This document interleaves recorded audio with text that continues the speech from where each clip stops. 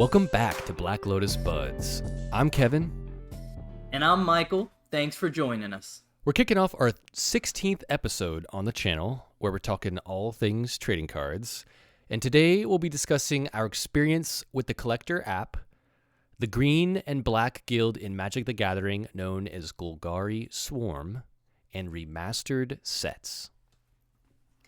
Yeah, I hope you're sitting down. Hope you got your vitamin B and D to remember this, Kevin, because I'm going to tell you my own testimony about Collectr.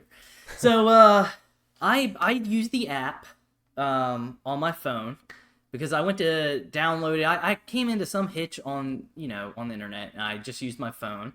And I started scanning my YouTube channel collection, like the one collection, because I was like, what a great start. It's a small collection, maybe 20 cards or so.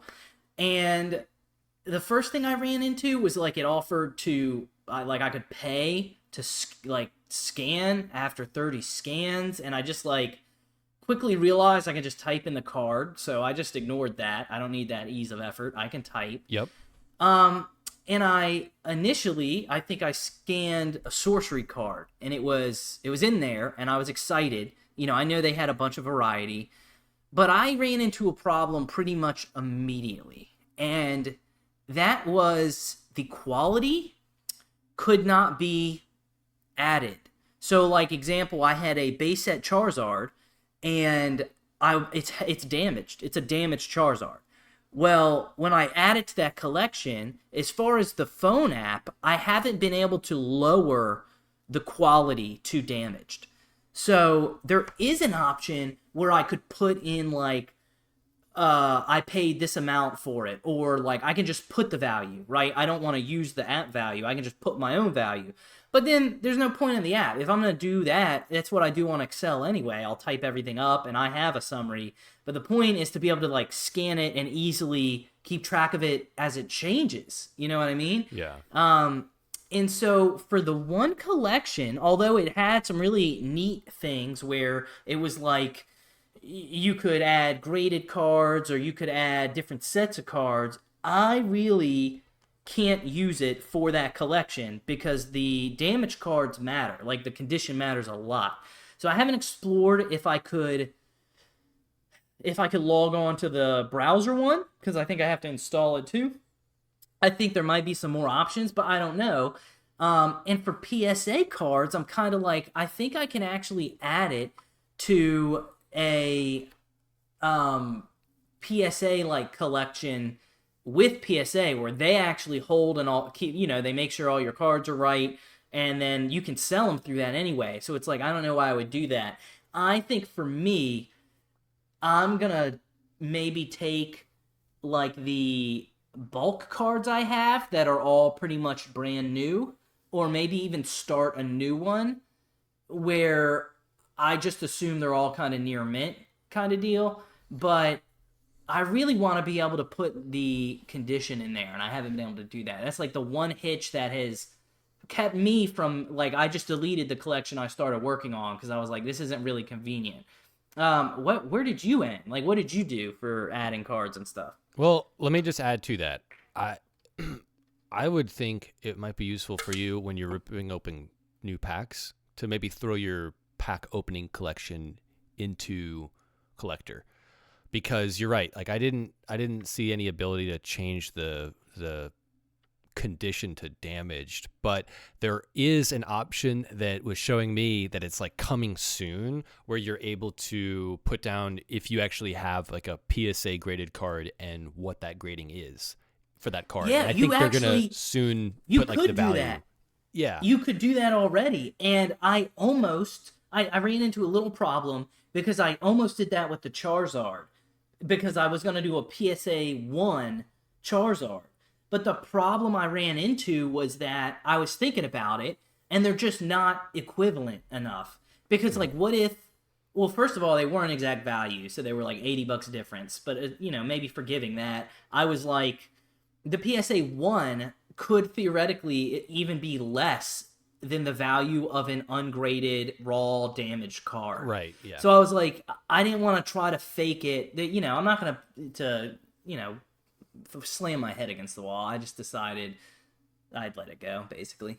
But I do want to use it, and it is like, dude, it was so cool being able to like type the sorcery cards, and like they have all sorts of trading cards. So that I think is the biggest appeal. I'm gonna definitely set aside, all my best kind of minty fresh cards and develop a collection that way, because it is so convenient. The only problem is that, I can't add my damage cards, and it kind of, I really, dude, it would be the flawless victory app of trading cards. Like, what more could you, I literally can't think of what I personally would ever want more out of an app. So it's already got most of it. It just doesn't have that damage card feature on the iPhone part that I can find so far. Maybe they're just trying to, have their audience be people that just don't have damaged cards. Maybe you got to get rid of those damaged cards, except Charizard, obviously. But yeah, well, yeah. I mean, a lot. It's because that collection I had, I purchased like the first cards out of, the set of, if I was opening up Dragon Ball cards, I tried to find an old, like, one of the original Dragon Ball cards to kind of like tip the hat to the original, because I'm getting in late kind of deal.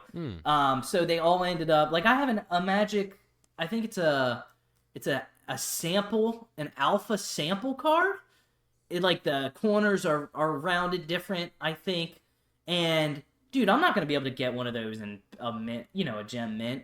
So there are things I want to use the app for, but just maybe not that one collection I have. So I have to, it'll be kind of cool. It'll end up being kind of my own collection. Maybe what I'll do is go through and cards that I just don't want, like I'm willing to sell, I'll put them in there, and then I'll have this box of value that I'm like, I don't like any of these cards, but they have value.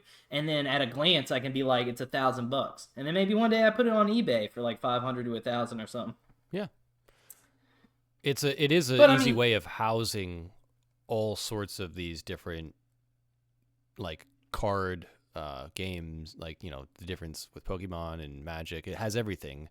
For most of them right now, so it's easy to kind of keep them all streamlined. And I will say, I guess talking to you, it's like I'm a problem solver naturally. I think I always look for what's the problem. So sometimes it makes it like, I'm focused on the issue, but in reality, I really like the app. I do want to say that too, because I just looked at like, oh, I can't use it for this, so what can I use it for? But I wasn't like, I'm not mad at the app. I think it's really kind of sweet. The pay aspect to it, I think, is for, like, you could scan a card and it just popped up. I don't see that working that well for me, because I tried it and it missed a couple cards. But dude, just type it in the card set and you can find the card yourself. It was not difficult in any way, shape, or form.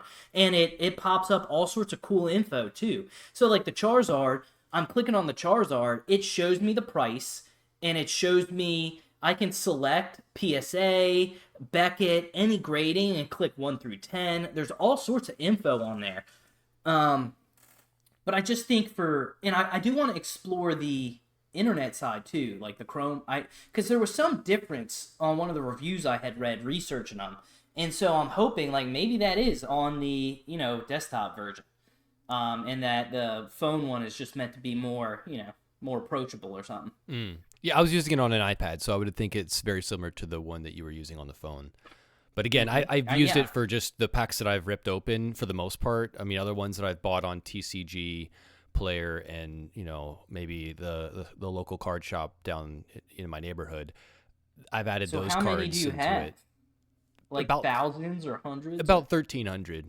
Yeah, and that you have in the app. Yeah. Yo, if you're comfortable sharing, what's your collection worth? Yeah, last time I kept it hidden for whatever reason, and I said, in the last 30 days it's gone up $200 or whatever I had mentioned, or last 6 months or something. But that's building that suspense. Yeah, I think it's like around $1,000, which is nothing crazy. And there are a couple cards that I have where it's kind of nice to go click on your profile, and then you can see like your top cards in order.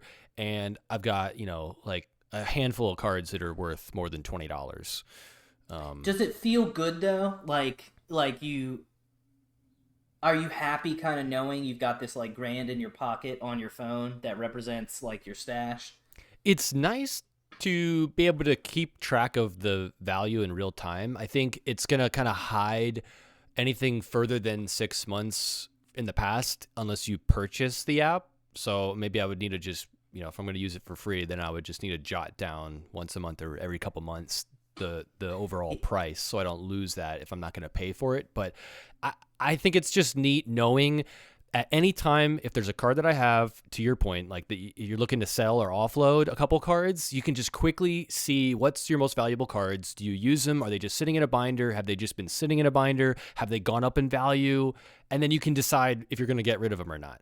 I think that's a cool feature to use. One more feature that I thought was awesome. I'm like really excited about it, even though I don't particularly have an application for it right now. I have to like figure out how I'm going to compartmentalize this. Like I want to use it for a specific purpose, and I haven't figured that out yet. But you can add like unopened product. So like I'm not a big man. I don't want to be seen as toxic because I really avoid even big YouTubers that are doing certain things. I just personally feel like they're not palatable for my hobby. Like they don't kind of fit with me really well.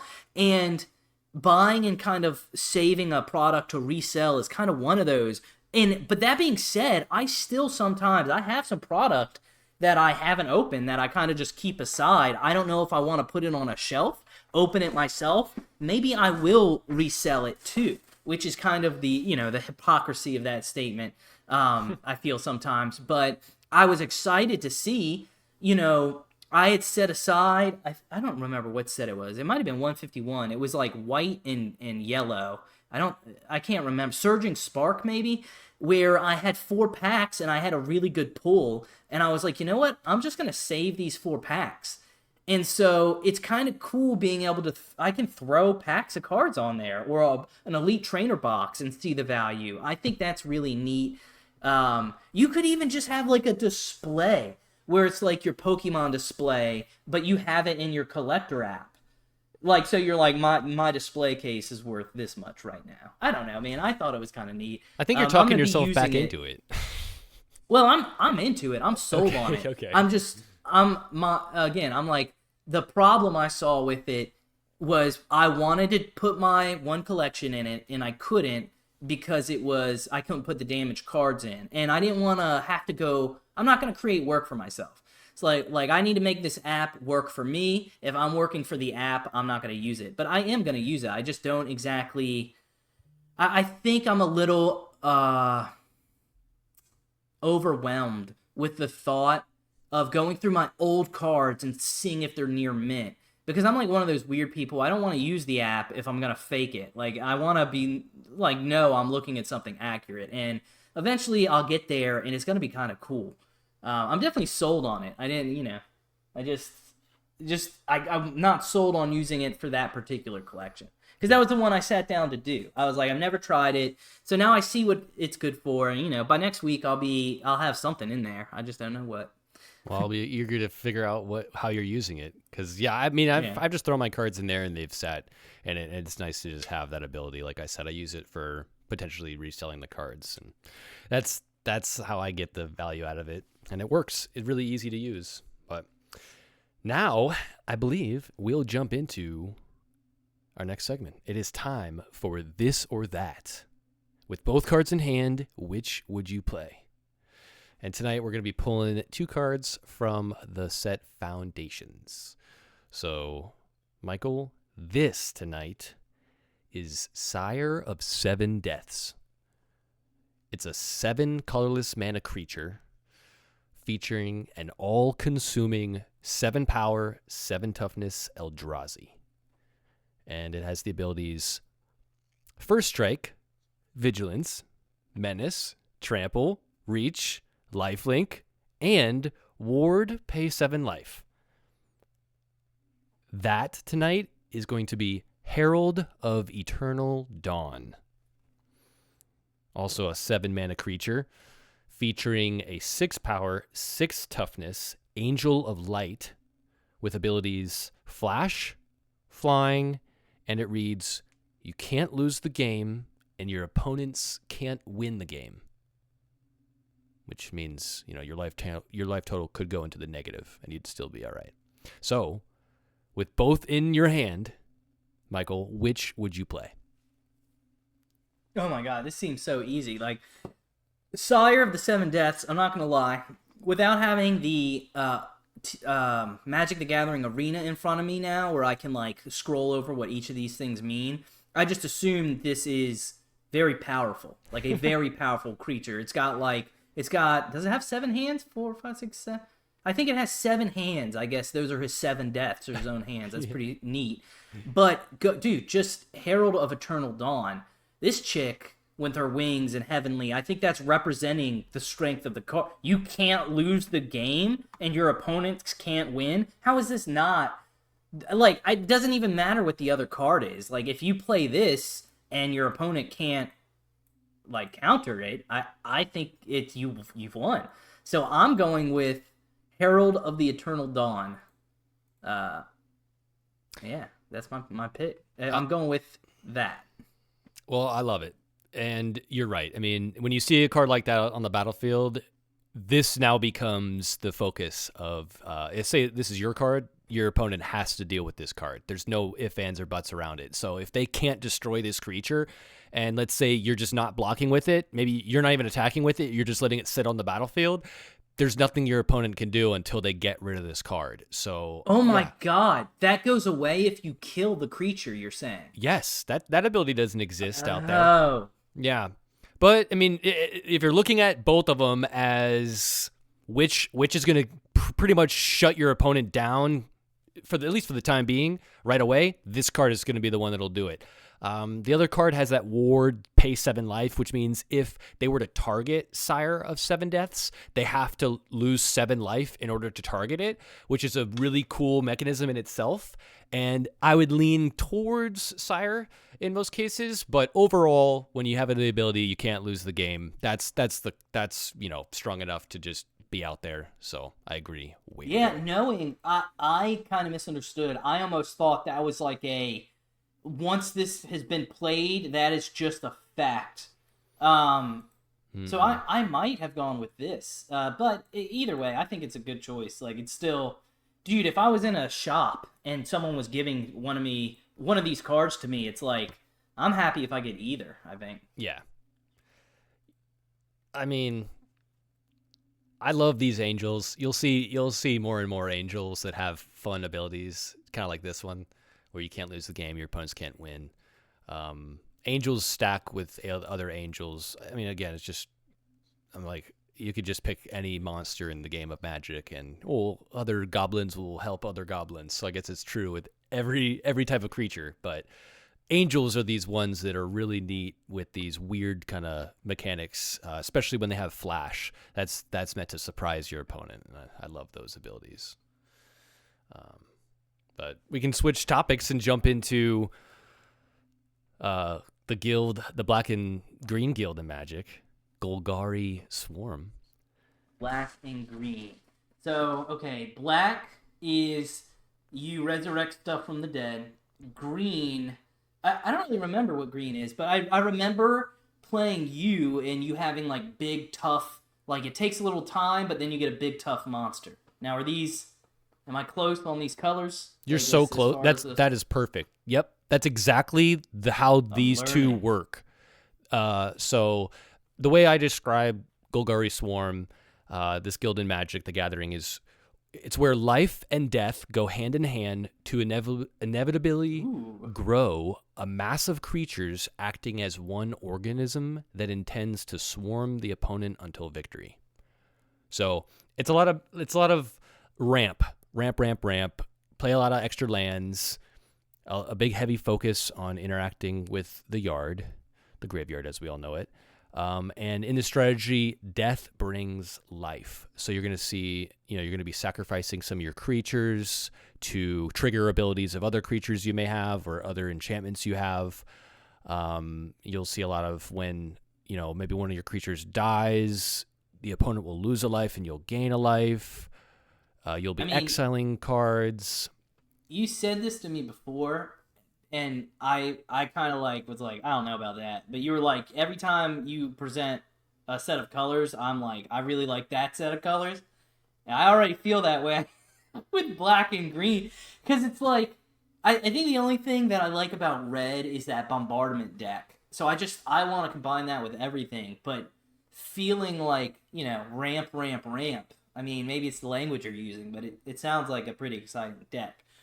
Yeah, I mean, the creatures you'll find in here are insects, elves, zombies, fungus, trolls, sapperlings, frogs, clerics, druids, assassins, a bunch. I mean, there's one hilarious card that is called Consuming Blob, and it doesn't necessarily fit this deck perfectly, but it absolutely does work where you could throw it into this deck and it would just be wonderful for you, because Consuming Blob, one of his abilities is at the end of your, like at the beginning of your end step, you create a creature and its power and toughness are equal to the amount of card types in your graveyard. So if you have like a land and a creature in your graveyard, the creature that it creates is going to be a 2/2+1, so it'd be a 2/3 token. And then if you get more card types in your graveyard, such as like milling cards and throwing them in there, or just if your opponent kills a creature and you didn't have a creature in your graveyard, boom, now you've got another card type in there. All of these tokens that Consuming Blob has created will get beefed up. So it is a fun strategy to play when your opponent doesn't have the ability to get rid of your yard and exile your graveyard completely. Because if they do that, you're screwed with a deck like this, because this is very reliant on working with a strategy of utilizing your yard to enhance everything else on the actual battlefield. A commander in this set, we have to mention Lathril, Blade of the Elves. And I've asked for you to look this up, man. It is such a cool card. They just re-released it in Foundations. It's a really big value card in the game for 4 mana. There's so much to it, but the game-winning aspect of it is it can create a lot of these 1/1 elf warrior creature tokens, and then at some point you can tap Lathril and tap 10 untapped elves you control. Each opponent loses 10 life, and you gain 10 life. So that's like the game-winning mechanism that's embedded in that card that you would try to fight for and utilize late game after your ramp has built up. Well, I avoided at the trading card store. They had commander decks. I wanted to buy a deck and look through it in my hands and maybe go make a deck on Arena. And all they had were commander decks, and I kind of avoided it because I don't really understand. I get the commander, you have like your one commander card, but I don't. Now I'm starting to understand standard, and I didn't feel like I understood exactly what commander was. So I was like, nah, I won't get that deck. Yeah, commander is that one where it's 100 cards. Your commander is the 100th card, and every single card you have in the deck has to be different. You can't have 2 cards with the same name. So as a new player, like should I go get that deck or like not worry about it? I didn't know. There's all these new things, I'm not exactly sure on all of them.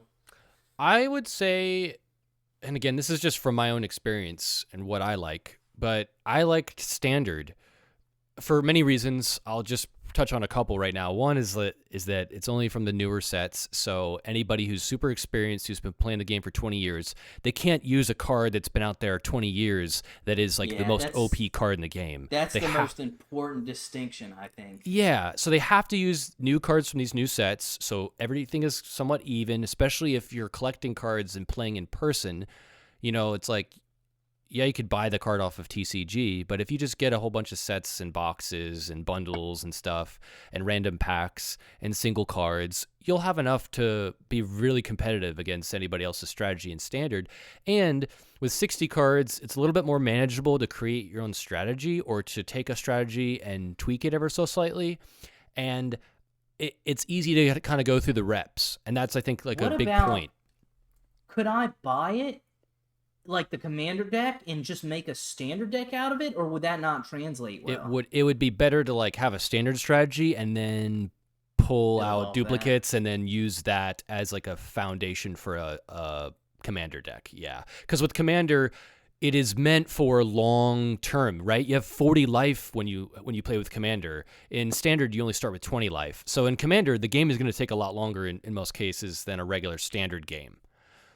And that's already worked into the strategies of commander. And also the other thing, Michael, is that when in commander, if every single card is different, when you shuffle, it's like you'll never play the same. You'll never have the same cards in your opening hand, like ever.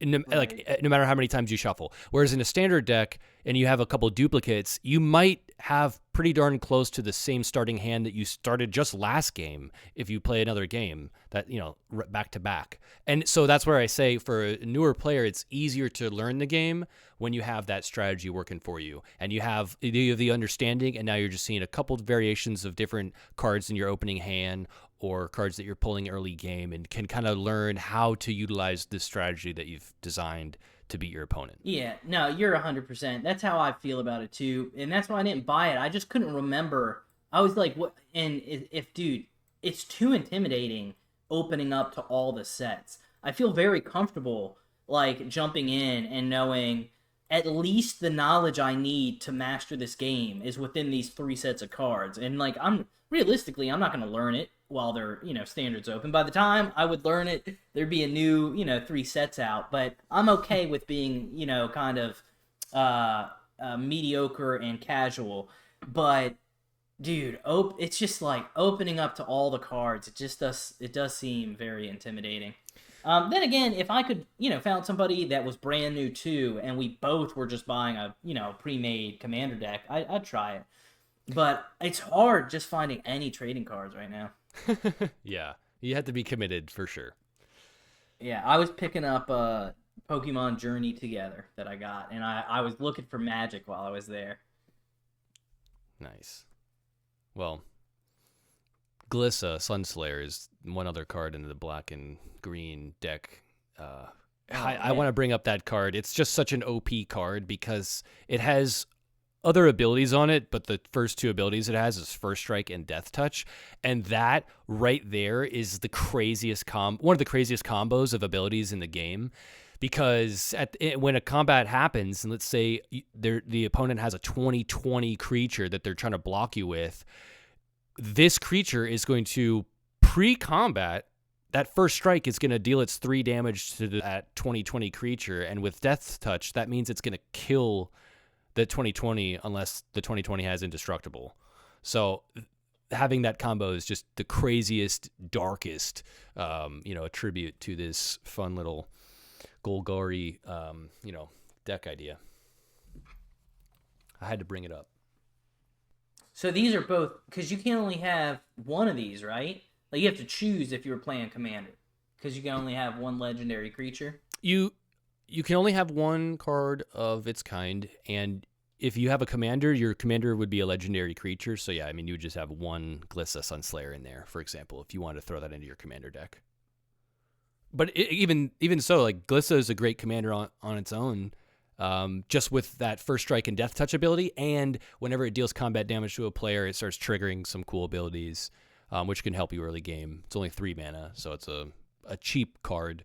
But if we're talking commander, that Elf card that I mentioned, Lathril, that one's a little bit better. Just for 1 more mana, it just does so much. Whenever it deals combat damage, it creates that many 1/1 creature tokens. So if it deals 3 or 4 or 10 damage, I mean, you're creating a ton of elves, and right then you can use that ability to win the game. I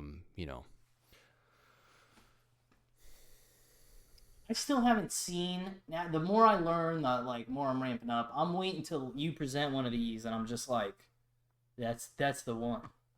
Yeah. Well, I'm giving you a good card. Having like one card, because I still feel lost a little when we're playing Arena. Yeah. And I'm like learning and still picking stuff up, but I'm getting certain aspects of it. And I kind of feel like if I had that one card that I know, like when I draw this, I win, basically. I think that'll help a lot too. Because then I'll be, playing, and enjoying it, but I know, like, at least under this one circumstance I can win. And then I'm just kind of learning how to win in the other circumstances as best I can. Well, there's a card that you pulled on your channel that we'll bring up at a later time, but there's a amazing win con with just one other card paired with the card that you have. And I'll bring it up at some point because I think that it would be an interesting strategy to entertain. Ooh, I like that. It is one that is like just really, really dirty. I did want to build a deck in real life and then mimic it on Arena. However silly that may be, that's kind of like a bucket list of mine in the trading card community. But let's take a break and explore another segment about stories and feelings, and I call it Where, What, or Why. Well, let's start with where. So the where is your local TCG store. The why. The why is to keep up with the hobby that you love. And the what is a pre-order. So I mentioned earlier I went and got some Journey together. And I found just recently I've been having the hardest time getting cards, like Magic cards, Pokemon most especially. And it originally kind of bummed me out. And I mentioned last episode even that I'm at this local store and I've had some bad experiences and I'm hoping they get better. And you know what? That store has enabled me to at least pre-order one product and hold it on reserve. So I got a whole booster box and it makes me feel really good that while I'm seeing YouTube videos about people, they're quitting the hobby or they're no longer going to be providing business strategies for Pokemon because they don't want to promote scalpers and all these like weird changes with people in the hobby. And because of this local game store, I'm left pretty much unaffected. I just want a box every once in a while, and it's a little markup from MSRP, but that's okay. I'm not paying like scalper prices. So I'm just excited that, in spite of some negativity in the hobby, I'm able to just kind of keep on keeping on, enjoy buying some cards that I need, get them, explore the Collectr app, and I just have a lot of options and am able to keep loving the hobby. So, Kevin, how does that story make you feel? It makes me feel good. I mean, I'm happy that you're not having to, redesign your outlook in trading cards just with these scalpers out there. And it seems like a lot of people are having to redefine how they're approaching the game and what they're looking to promote and whatnot. I mean, you're in it for the collectability aspect, and as long as you're able to get some cards, then I'm glad. That's what you should be looking for. Get the amount of cards that you would want for your collection. You're not worried about buying 4 boxes, opening up one, and trying to resell 3, which some people might be doing. So it's cool that you're just, trying to just get what you're able to use. Now, on a WoW scale of 1 to 10, 1 being a pallet full of trading cards rotting at the dump, and 10 being a perfect flaming hot Cheeto in the shape of the unstoppable slasher, what would you rate from 1 to 10? That story. 5. A 5? Well, before wrapping up here, I would tell you, anybody listening, and Kevin, if you're having these problems too, to just go find a local store and try to reserve that pre-order, at a local store, because it's possible to do that. And then you might make some friends along the way. And in the meantime, if you are having trouble still, there's other ways to enjoy the hobby, like adding to the Collectr app or painting on a card. I'm doing all those things kind of for fun in my free time. But you heard it here. The story today was a 5 on the WoW scale. So we'll end it with just a wow. Wow. Well, I mean, at pre-order, we'll talk about pre-orders. We can talk about Tarkir Dragonstorm, set to release April 11th. And, that's some exciting Now, things. is this the one with the dragons? Yeah, it is. It's wild, man. This is a strategy that I feel like is going to be a little intimidating for like a brand new player. And I only say this because dragons are the type of creature that incorporate 3-color guilds. So we've been talking about 2-color. These dragons, a lot of them have 3 colors. In I'm gonna be real. I'm not ready for that. Yeah. I'm in this one. I'm excited about this set, but I'm in it to collect dragons. I have like Yes. 3 or 4 Yu-Gi-Oh cards that are PSA graded. They're all dragons because I just think they look cool. Yep. I'm that 5-year-old right now. Hell yeah. There's plenty of like mono red dragons. I think that's like the most common monocolor dragon, and there's some like of all colors, white, black, like there's ones of each, but red is the one that's going to be a little bit more abundant and easy to find.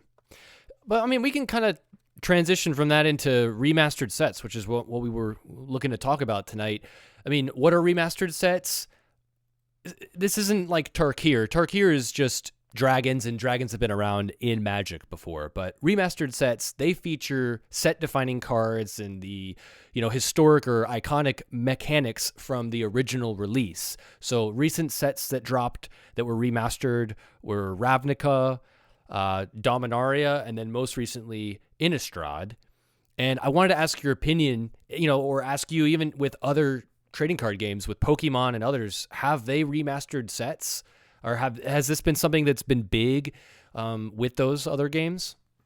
Yeah, so you were talking a little bit about this before, but in hearing you say this again, I understand more what you're saying. So like they're remastered sets where in Magic, where they're reintroducing the same cards, but I bet it's for the competitive sense, right? So you can play them again.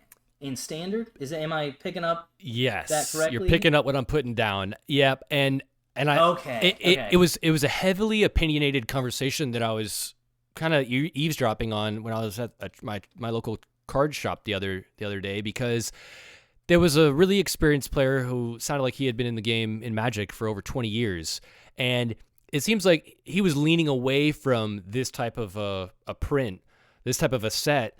And it's probably because, like, as a Standard player, if you're only, playing these most recent sets that dropped in the last 3 years, you're going to have the ability to now get your feet wet with a strategy that's been out there, time-tested, it works, and you're going to get some good cards out of that set. But that's not necessarily going to be something for a timeless format player who's trying to utilize the cards that they've had for 20 years that nobody else has had, and now all of a sudden everybody's getting their chances to get those new cards. Oh yeah. Yeah, I feel like there's a little bit of an animosity with that. So I think it's a good thing from my novice perspective here, but I also, to answer your question, I don't think that really happens in Pokemon. I mean that you might see the same cards or similar mechanics, but it would always have a different art. I think the mechanics are generally a little bit different too. So they don't typically do that. Now, Yu-Gi-Oh! I know did like an anniversary collection, but that always kind of confused me. I'm not sure what that's for, and I really imagine that you can't use those cards in competitive. I bet you they're almost like promotional cards, but I'm not entirely sure. But I know that in those collections for Yu-Gi-Oh, it's the same cards reprinted, because that was part of the appeal. Is like it's the anniversary.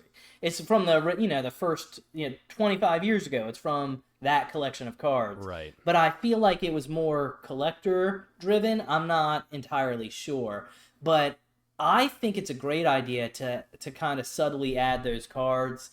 I understand the feeling, and maybe I can't empathize perfectly, but if you've had a Black Lotus forever, now it's just getting reprinted into oblivion, and it's like, yeah, that would be frustrating, but also, if you're not doing that, really what you're saying in a way is that you want to gatekeep that card for yourself.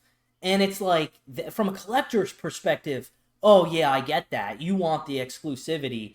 But for the health of the game, it's like, those are what put the magic in Magic the Gathering. Mm-hmm. So don't you want a little of that sprinkled in? And so I guess it would depend on the control and balance. Like, you know what I mean? Does a free Black Lotus come with every box? Because we can all say that would be BS, right? You don't have to be a collector to be like, okay, that's a little much. Yeah. But sprinkling in, a rare here or there, or if they did it like Lord of the Rings, where it was like the One Ring serialized, where maybe it's a really, really rare thing, I think is kind of fresh and good if the hobby's growing. Now, if the hobby's dying and they're doing this, it's time to cut back, right? Because if you're now removing the fun, you want to add that fun for other people without completely eliminating the cool factor for people that have the card. So I guess it's all the balance act, Mm-hmm.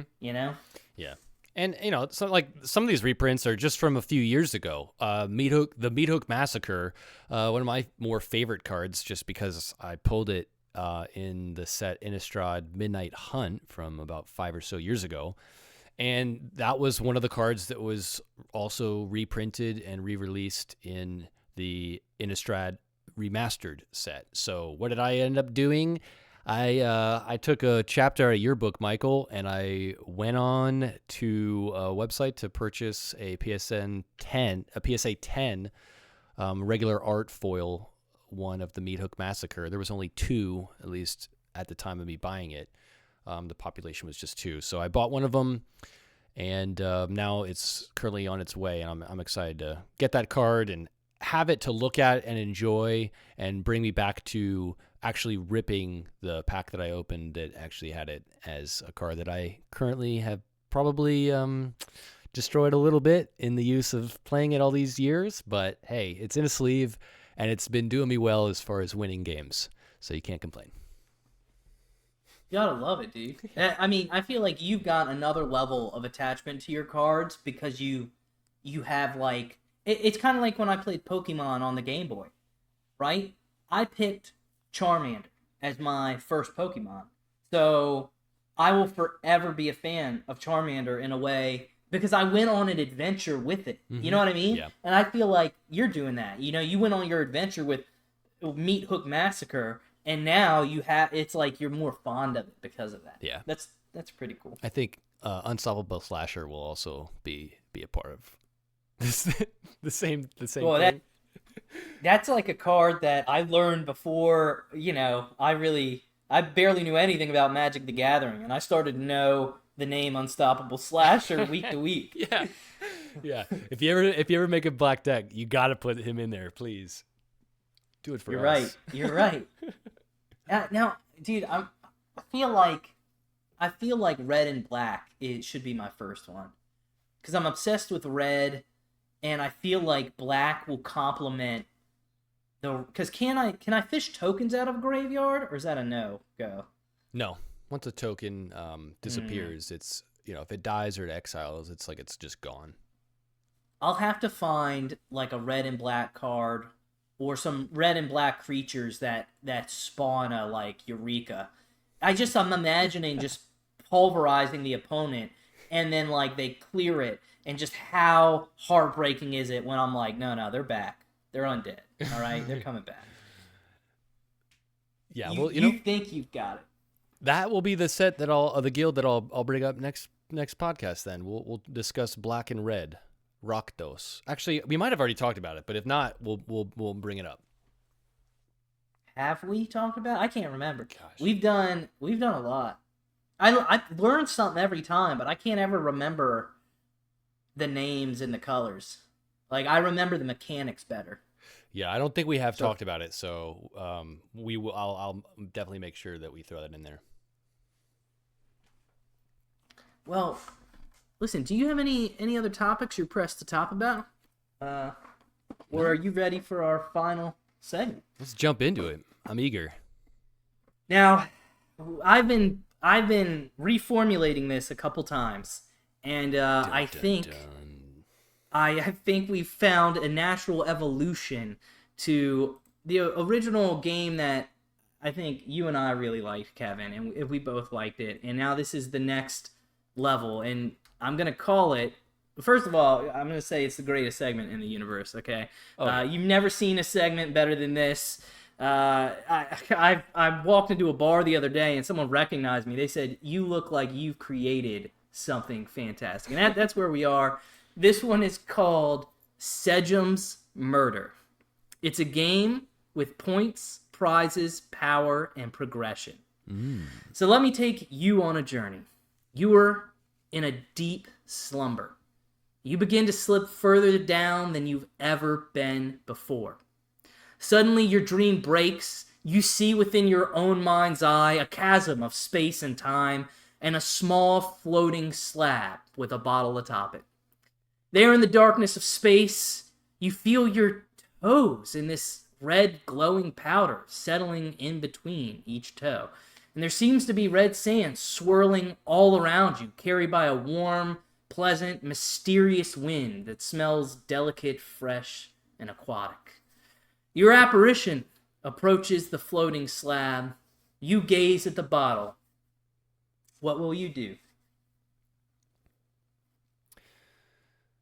Well,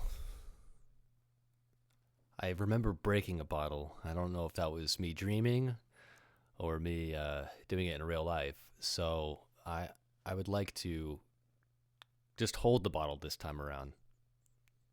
All right. So you hold the bottle. In your fingertips, it begins to shake. Suddenly, it bursts open. A powerful green explosion of power erupts in your fingertips. Almost as suddenly as it bursts, all the light, the dust, the energy itself reconstitutes before you in the form of a glowing green genie. As you look the genie from bottom to top, you see a smoky tail and the lower body in front of a tailcoat, preceded by the most beautiful coat and a pocket square made out of trading cards, a porcelain-like face, and a top hat with bows and tattered edges. And you hear, "Hello there, I'm the card clerk, and I'm here to give you chances at progression towards points and power." And he says, "Choose your path for today." As he holds out his hands, you see a little figure of a black furry rabbit. You see a goblet with a blue bubbling potion. And then you see a little cage with a red living cricket. So which path would you choose? I'm going to follow that rabbit. So you select the rabbit, and you feel yourself slipping back. You're being pulled. You have tunnel vision. You can see the clerk getting more and more distance, and suddenly you're in a new place, a brook, and you see this giant fuzzy rabbit. It's got a saddle, and it looks as if it wants to eat. And then you look to its left, and you see a little live gummy bear. And you understand the mission immediately. You jump onto the back of the rabbit. The gummy bear runs, and all of a sudden you're riding back this rabbit, trying to help it get its gummy bear to eat. As you're riding it, looks up at you, and it says, and this is worth 25 points, Kevin. "There was a PSA Umbreon, a secret illustration rare sold today. It's a 2025 card from the latest set of Pokemon. Umbreon also, you should know, is one of the top sought-after cards from previous sets. My question for you, this PSA 10 Umbreon, or I guess the Rabbit's question, is what price did it sell for today? Is it A, $1,200, B, $2,200, C, $3,200, or D, $4,200? Goodness. This is an expensive card. Holy shit. PSA 10, huh? I'm going with A, 1,200. The rabbit looks up at you and suddenly slows its pace. The rocks ahead are slippery. It slides, you grab its ears, pull it off track, but then you get going. The gummy bear just a little further in the distance. The answer was C, $3,200, dude. My gosh. Yeah, dude, it's crazy. It's from not the most recent set that I just picked up, but the one right before it. Yeah, dude, that's nuts. I don't even know what to say. but $3,200. So you get this one incorrect. You did not get 25 points, and you continue on the rabbit's back trying to catch this gummy bear. He looks back at you, filled with faith in your answers, and he asks you another question. For the last set for Magic the Gathering, Aether Drift, it's sold at a median MSRP of $127.99 on Amazon, and that's reflected in the last 90 days worth of sales. On TCG Player, what is the current market price of the Aether Drift Play Booster Display? So previous 90 days, $127.99. Your options are A, $87.99, B, $92.99, C, $97.99, or D, $102.99. And that is for a perfectly mint unopened display box. Let's go with C, $97.99.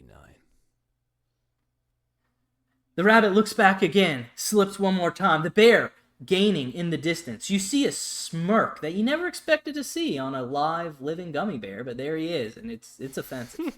The answer was B, $92.99. Wow. So it's dropped, a good, considerably. I don't know what that is, like 30%? Yeah, considerably. Yeah. Now it's still, we looked earlier, it's like $100 on Amazon, but on TCG Player, you're getting it a little cheaper than that. The rabbit looks at you again, still full of faith. He knows you're going to help him catch this gummy bear. The last question he asks. In 1886, in 17, Allen and Ginter, Great Britain Naval Flag, PSA 3. Now we're talking about a card that is kept in cigarette packs in 1886, and it's got the British flag on it. It's one of the OG trading cards. PSA 3 sold today for, is it A, $45, B, $85, C, $105, or D, $355? I was going to go in like the high $100 figure. I'm just going to have to lean into that D, $355. The rabbit looks at you again, trips completely. You fly off from the top, hitting your head on a branch above, falling down below. The rabbit lands atop you, squishing your gut, knocking out your wind. And you notice the gummy bear run off into the distance. He has escaped. And that is because the real answer was A, $45. And Wow. I know that because I bought this card. The first PSA 3 I have, but I'm adding it as my holy grail, the earliest known trading card I could get that's authenticated, and it was $45. So I mulled over buying some other ones that were more expensive, but honestly, I'm just as passionate about the Great Britain flag as, I think there's a ship on it too, as I am of any other. There's all weird stuff, man, from 1886. So I'm happy to have it. However, the rabbit has failed to catch the gummy bear. He looks at you, still happy. He's still your friend. He understands that you did your best, but your answers were unable to empower him further to catch the gummy bear. Damn. And he looks at you and says, hey, how about one more question, just for a challenge? Are you up to it? I am beyond up for it. Let's go. So, the points on the challenge question vary depending on how many of the questions you got correct. Because you answered none of them correctly, this challenge question is worth 25 points. The question is, in Pokemon, Pikachu is a mouse. In Magic the Gathering, what is Vega the Watcher? Vega the Watcher. Gosh. Can you help me out with what set it might be from? I will give you... yeah. I'll also give you a hint that it is an animal, and it is the... Chaldean? Kaldheim. Yeah, Kaldheim. Yeah. That one. Well, Watcher. I'm just, gosh, I wonder if it could be like an owl. I'm going to go with owl, final answer. The rabbit looks surprised. It is an owl. Oh. Owl is correct. It's literally like a little artsy owl. I don't know. There's like, there's an art card with like weird people all around. I don't know if this is like a ghost, magical owl or what, but owl is the right answer. You gain 25 points. Congratulations. All right. The 25 points fill the rabbit with vigor, and off it runs to try to catch the gummy bear. Your vision, it starts to go again. It's tunnel vision. And now you are heading back towards the card clerk. You can see him getting closer and closer, and there you land back in the abyss of red sand and magical winds. And you hear the card clerk say, "You have earned 25 points for answering 0 questions correctly, but the challenge question right." He also informs you once you reach 2,000 points, you will unlock a grand prize of 1 Magic the Gathering booster box. Whoa. But your journey is not over yet. The card clerks informs you that you have so far earned a PSA 9 Magic the Gathering Vega the Watcher holographic foil. So congratulations on the challenge question. Sick. Right? He also tells you your 25 points have earned you 25 vigor. Use it wisely. Before you can understand what's happening, your vision goes again, and now you suddenly awaken. In the middle of the jungle, sweating, you're on a timer, Kevin. 25 vigor. As you rise, strangely, from a deep sleep and your slumber, you see green plants all around you. The smell of rotten eggs is pungent in the humid air.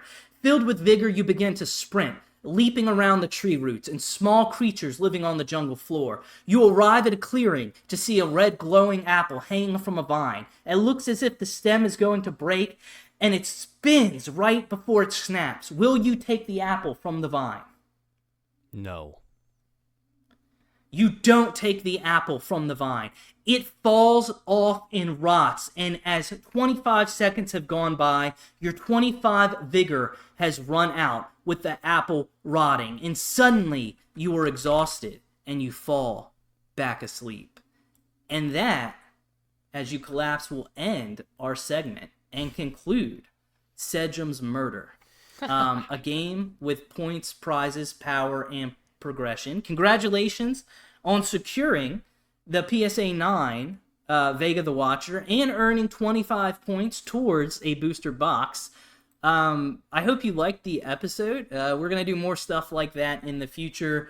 And we'll talk about, you haven't heard this at all, so I look forward to talking to you about it after the podcast. And to everybody else listening out there, we're also going to be talking next week about our next podcast that releases. We will be talking more about Tarkir Dragonstorm. And I hope you guys have as much fun in this hobby this upcoming couple weeks as I do. Well, thanks again, Michael. Always a pleasure, as we always mention, it seems. But again, thanks again for joining us, to all you listeners. We will catch you all next time.